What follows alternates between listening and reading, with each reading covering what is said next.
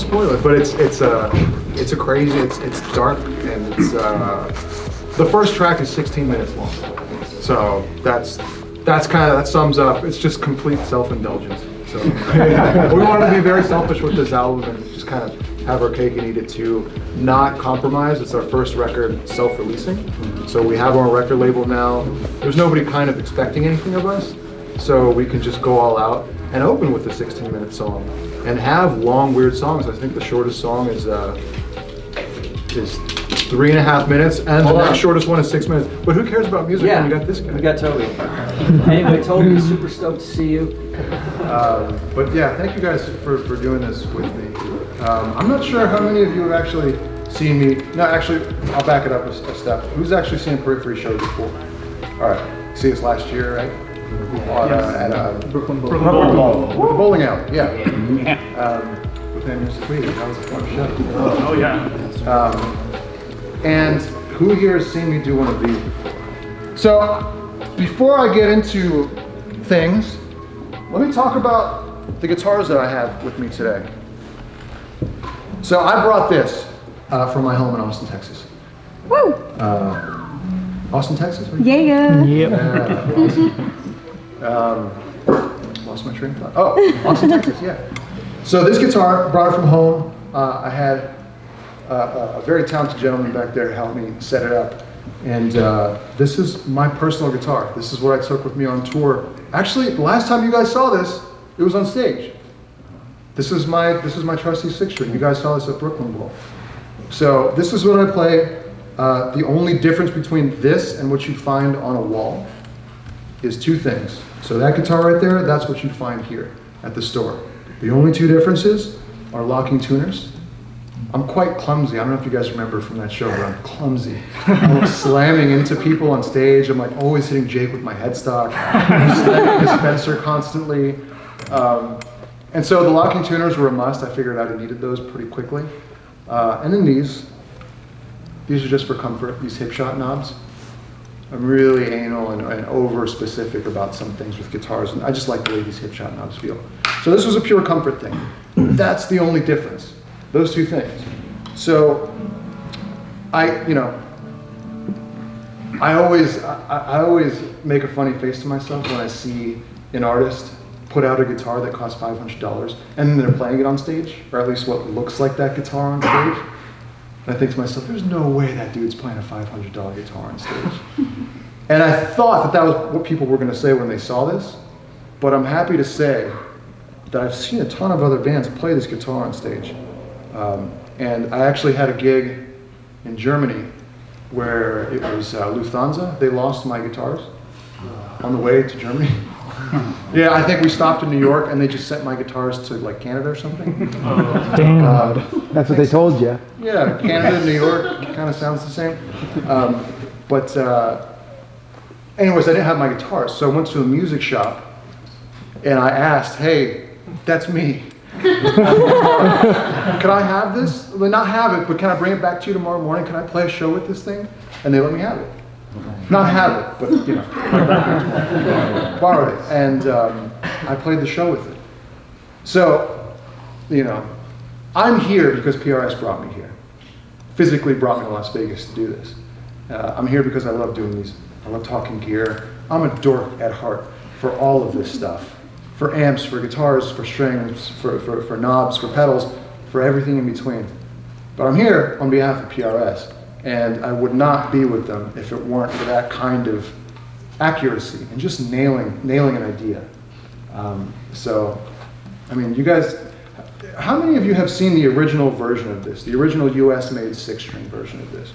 Yeah, all right. So this guitar was meant to be that without the aesthetics. Take away the aesthetics and just try and build the same guitar dimension-wise in terms of the scale length, in terms of the fretboard radius, in terms of the pickups, in terms of the body wood, and just make it less than $1,000. And that's what they did. And I was terrified when they told me they wanted to do that. I was like, wait a minute, we're gonna make this stage playable, and it's gonna be less than $1,000? And then the first day I got it in the mail was the first day I started writing The Way the Muse Goes, off Periphery 3. So sometimes a guitar speaks to you. And It's all about that coil split position. That's the key right there. I'll explain a little bit more about that in a second. So this is my main 6. And this is something I swore to myself I'd never leave the house with. But screw it, because life is short. I'll probably be dead in 20 years. This is a private stock 7-string. This is I think one of only 3 or 4 out there. I had it stolen from me about 6 or 7 months ago. Yeah, I had this stolen off my doorstep. So FedEx, it was a signature required package, and they left it on my doorstep. And then my wife went out to check on the package, and it was gone. And I flipped out because I waited probably 14, 15 months for this guitar. And yeah, I was destroyed. Anyways, long story short, police found it in South Texas being sold, or someone attempted to sell it for $200 at a flea market. Yeah, so I really, once I got it back, I was like, all right, this is a miracle. This is a sign that says I should never take it away from home ever again. I should never even take a picture of it. Like, it should be locked away in my closet. But then, soon after, I was like, well, fuck that. Sorry. No kids in here, I can say that. It's all good. Yeah, I can say that. I was like, I'm going to take this everywhere I go. It's got a new lease on life. It's playing with house money.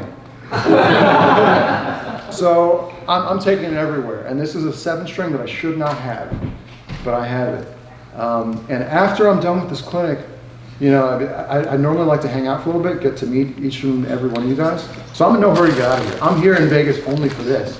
So I'm going to be hanging out. I want to say hi to you guys. But while I'm doing that, you guys feel free to pick up the 7, pick up the 6 that I brought, just test it out. I'll leave everything set up if you guys want to mess around. Does that sound good?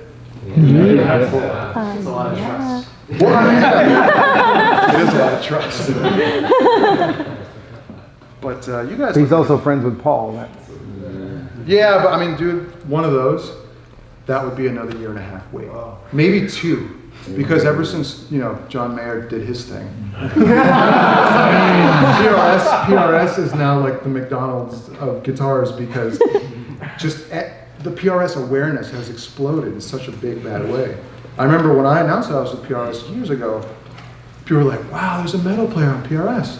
And there was like a slight bump in awareness, just like a couple guys maybe in Las Vegas, just a little bit more interested in PRS. And then when Mayer came out, it was like, oh my God, like people I didn't even know knew about guitars were like, did you hear John Mayer's picking up PRS?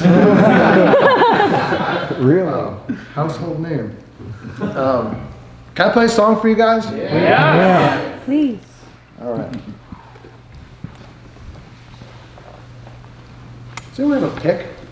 Yes? Way to go, Brandon. I'm just kidding. Wait, I actually think I made you a pick. No, I got one. Ooh, jazz 3. I'll keep that in case I drop it. All right, so.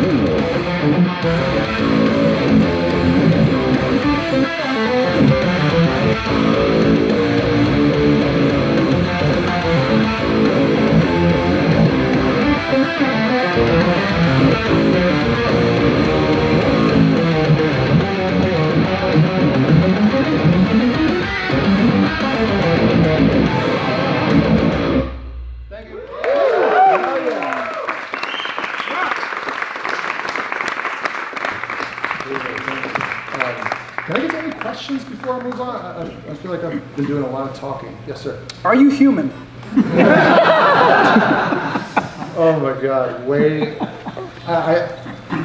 I'm going through a stage right now, and I'm flattered by what you just asked, by the way, but you guys tell me if you feel this too.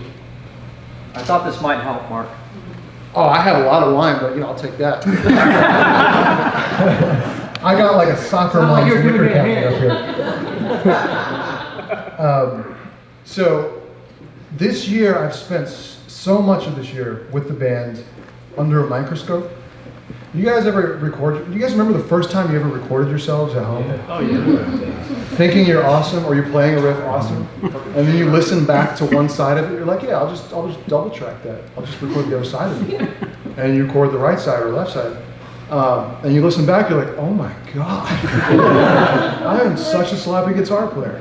And that moment is illuminated by the fact that you're not hearing yourself playing in your head. You're not sitting there looking at your fingers while you play, which everything feels like you're Eddie Van Halen, in the Great Western Forum when you're looking down at your guitar playing. But when you're hearing it in a very sterile clinical environment, such as really good monitors, or a studio full of awesome musicians who you look up to, such as I do with my band, it starts to become apparent just what you need to work on as a player. And I've spent this whole year trying to sort of be more comfortable with myself with a player in that environment. So I feel comfortable on stage. I feel comfortable playing in a room. But it's when I'm recording myself, I hear these things, and I look up to such awesome guitar players. Like we were just talking, my friend and I were talking about Emil Wursler. You guys know Emil? He's a PRS guitar player. Yeah. I guess a guy like Tosin, from Animals as Leaders, he would be another guy who I'm like, I feel I have good guitar days and bad guitar days. On my best guitar day, I still look at players like that, and I'm like, I should just quit being a guitar player. Which is why I'm way more comfortable, and I'm way more, I'm just fine with being considered a guitar player for a songwriter, and that's what I aspire to be. I don't want to be a shredder. I don't want to be one of these guys who's who's known for how many notes he can play in 10 seconds. I want to be known for writing songs that people like. For writing songs that I can go to bed at night being like, I did my best, and I would listen to this song, I think, if I didn't write it. Stuff like that. Those are my kinds of accolades that if I can tell myself I did well in my career, I would be happy doing. But I appreciate your sentiment, man. I'm working on a lot of my own bad habits as a songwriter though these days, and yeah. And sometimes I just need to get out and be around people where I can like talk guitar, because I've spent so much of this year not talking guitar, just working on my own stuff, just working on my craft. So thank you, I appreciate that.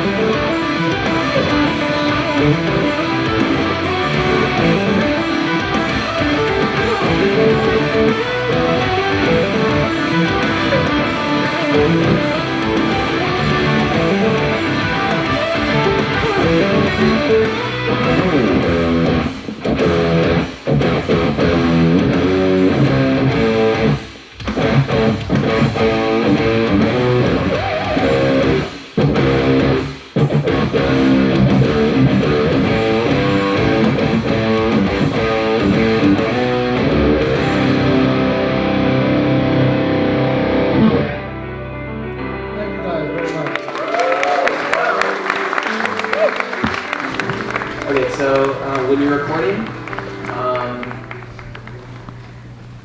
out of experience from having the multi-tracks from the Nail the Mix session of prayer position that we just listened to you play, how much tightness in those guitar tracks is contributed or owes itself to your practice, and how much does it owe itself to editing?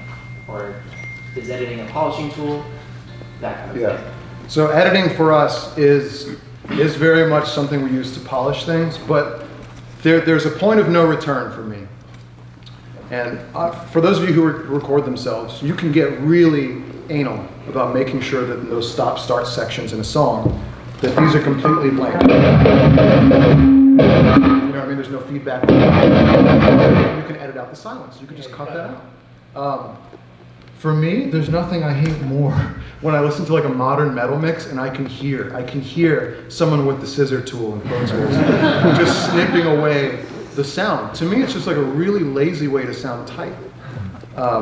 And for me, what sounds really effective to me, and I think people pick up on this when they hear a Periphery record.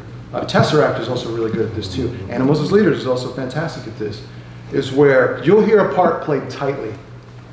But it's not like it's not like Microsoft Word spit out the part, you know? Like it's not perfect. It's not perfect. It sounds 99.9% there, but there's noise. There's a little bit of string noise, and there's a human quality, which I think is hard to quantify. It's hard to put into words what that human quality is. I'm not going to name any bands, but there are bands I hear that I'm like, that sounds like a computer's playing. I'm sorry. Like it's either so fast. We can have a couple hours long to talk about this. Yeah. That's either played so fast or played so tightly. You're like, well, obviously some nerd went in there after hours and he just edited all the gaps between the chug parts, just as an example. And to me, that is not what I get thrilled about when I hear a song. When I hear, you know, like the last Meshuggah record, I hear guitar parts being played tight.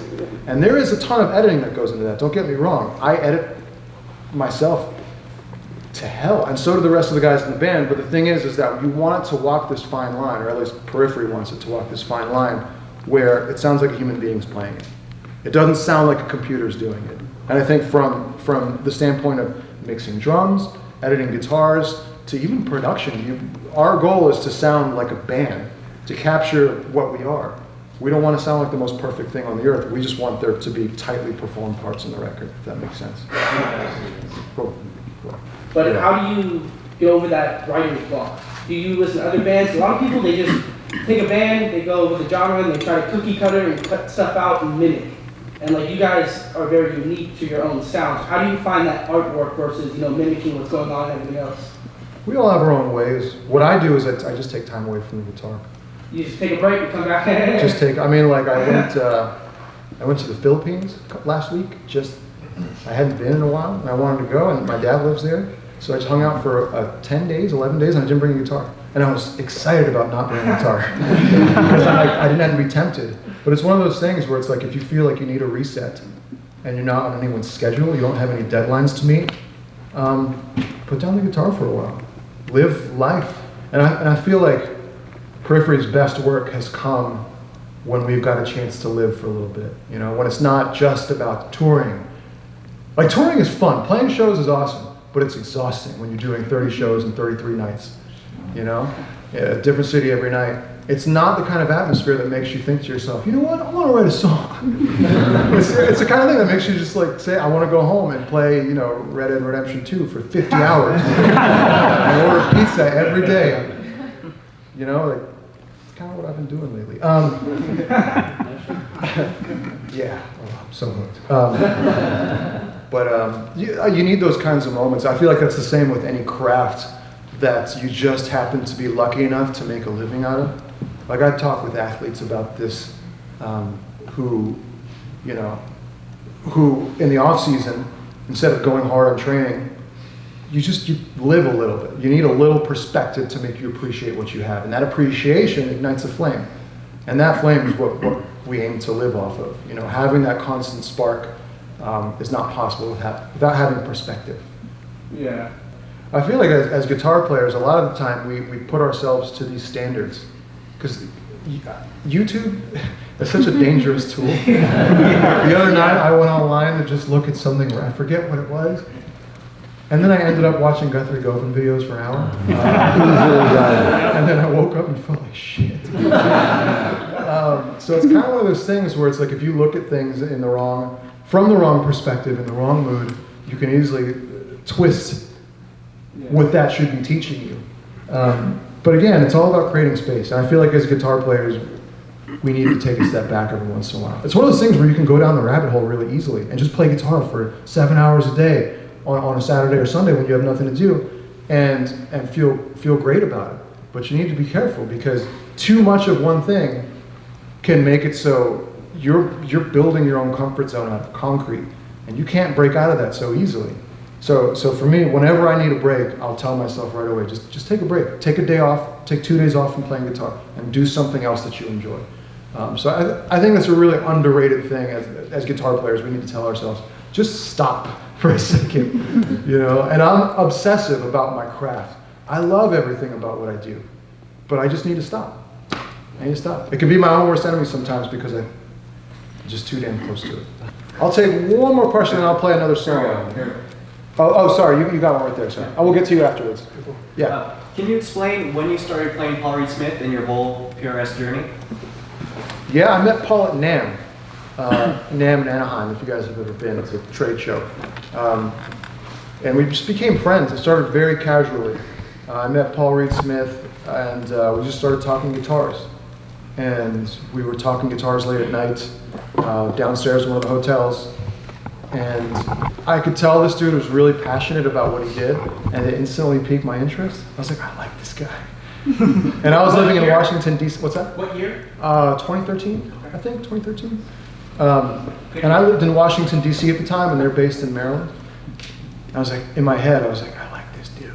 I think I'm gonna hit him up when I get home. And then he asked me straight up, he was like, if I built you a guitar, would you be receptive? I was like, what do you mean receptive? Some condition. Are you proposition? And I felt like Robert Redford in Decent Proposal. Do you want to sleep with my wife? No. I was like, instantly I realized, I was like, this is why it's so hard to say no to Paul Reed Smith. Because the dude has such an enthusiasm about what he does, about what he speaks, his philosophy behind PRS. And I was like, I would be an idiot if I expressed anything other than just yes times 1,000. And then he sent me the first prototype, which ended up being the exact signature model we put out. So, I mean, really, it was a fluky introduction, how we met. But my working relationship with him was bred out of just me recognizing that the dude accepted nothing less than perfection. And whenever I see that, whether it's a band or a producer or an engineer or a guitar player, I admire it, but I just want to be close to it. You know, I just want to learn and I want to just gain something from it, selfishly. Because Paul is one of those guys. Have anyone here ever met Paul besides the store staff? I know there's a couple. Yeah, Paul's a magnetic personality. And if he ever does a speaking engagement, you guys, or if he ever comes here and does a clinic, which I think would work out awesome on the stage, you guys got to come see him because he will make you love guitar again. If you have any sort of need for that, he will reignite your passion for the small idiosyncratic stuff about guitars that you think don't matter. He's that guy. So. Got time for one more and then a song? Yes, sir. Oh, hi. Mark, I did have a question. Don't you also have like an 8-string Paul Reed Smith custom shop? Yeah, that never leaves home. And that one took 13 months. Like, how long did that one take? Because I remember watching an old rig rundown where you got like an Aristides in its replacement because it was still being built. Yeah.